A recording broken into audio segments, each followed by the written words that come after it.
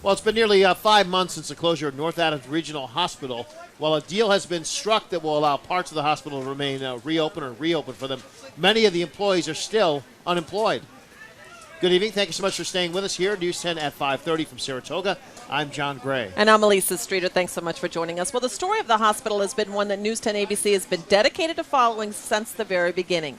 More than 530 people lost their jobs when that hospital shut its doors in March. But now a job center is opening this week with the goal of helping those still searching for a job to find one. It's our top story at 5:30. News 10 ABC's Liz Holliday in North Adams with details.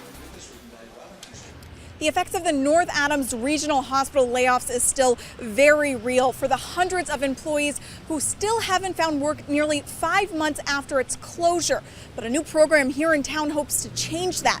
I spoke with one former employee who still hasn't found work to find out more.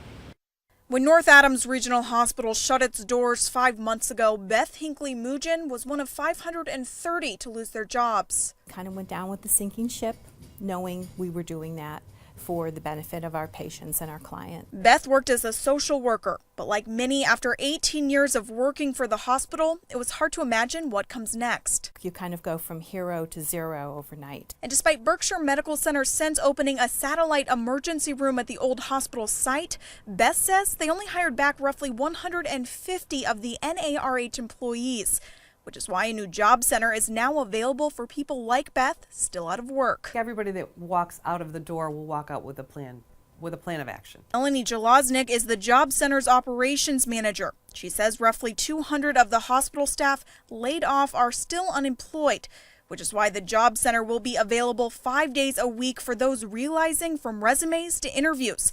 They just need a little help. I think it's taken some of the employees a little while to realize that.